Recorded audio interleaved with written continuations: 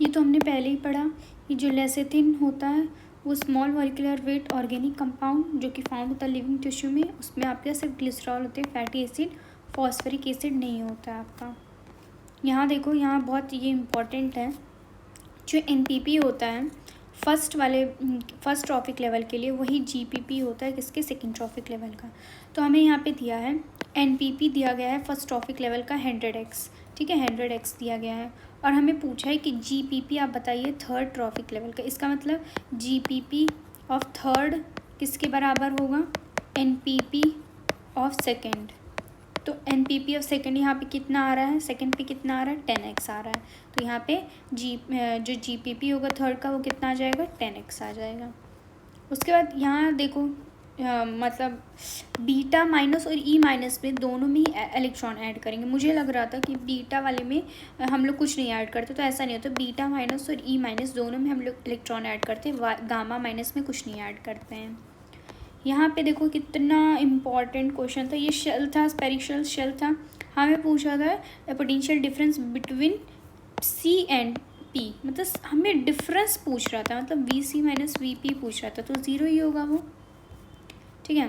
देखो यहाँ पे हमें ये वाला जो क्वेश्चन था, यहाँ पे बोला कि मिनिमम एनर्जी दिया गया है required to launch a satellite of mass m from surface of earth. अभी वो स्टार्टिंग में ना अर्थ पे, इनिशियली वो अर्थ पे है और फाइनल में ना वो सैटेलाइट में जा रहा है।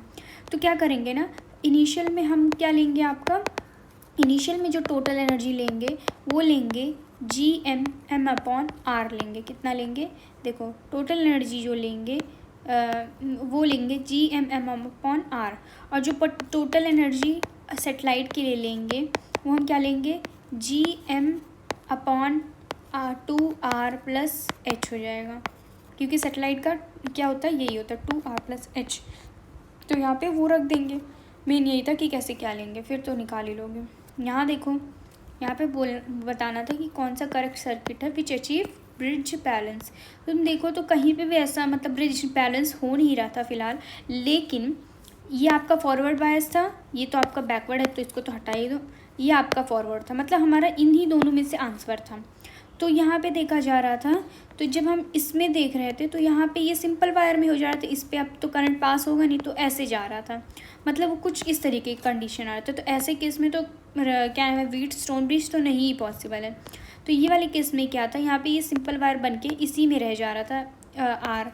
तो कहीं ना कहीं ये आंसर जो था ये ज़्यादा सही माना जा रहा था। फिर यहाँ पे ये गलती हो गई, केल्विन में हमें आंसर मतलब आ रहा था और उसे हमें सेल्सियस में कन्वर्ट करना था, और हमने सेल्सियस में कन्वर्ट नहीं किया। कन्वर्ट करके हमेशा भूलो मत। ROH जब PCl3 के साथ रिएक्शन करता है तो RCl और H3PO3 बनाता है, और जब ROH PCl5 के साथ रिएक्शन करता है तो RCl HCl और POCl3 बनाता है। क्या बनाता है, POCl3 बनाता है। यहाँ पे देखो CO3-2 के पास 3 रेजोनेटिंग स्ट्रक्चर होता है, वहीं O3 के पास मतलब ओजोन के पास 2 रेजोनेटिंग स्ट्रक्चर होता है आपका। कह रहा है लेसेथिन जो कि स्मॉल मोलिकुलर वेट था, ऑर्गेनिक कंपाउंड है।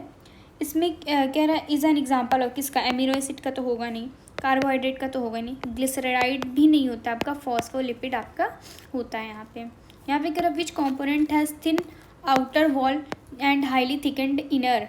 तो कौन सा वाला होता है, वो C वाला जो होता है, ये जो ये वाला होता है, यहीं पे आपके आउटर वॉल थिन होते हैं और हाईली थिकेंड इनर होते हैं आपके। हमें पूछा था fate of piece of DNA बताइए जब हम उसको जीन ऑफ इंटरेस्ट को इंट्रोड्यूस करवा देते हैं एलियन ऑर्गेनिज्म में। तो क्या होता है कि वो लोग मल्टीप्लाई करने लगते हैं, मे गेट इंटीग्रेटेड, वो इंटीग्रेट हो जाते हैं किसके साथ, जीनोम के साथ, और उन्हीं के साथ वो फिर क्या करने लगते हैं, it may multiply and inherited along with the host DNA। तो यही दोनों सही था। देखो A इसलिए नहीं सही था क्योंकि वो कह रहा piece of DNA would able to multiply itself independently in the progeny cell. तो ये बात गलत है, इंडिपेंडेंटली वो नहीं वो कर पाते हैं, उनको इंटीग्रेट होना पड़ता वहाँ पे।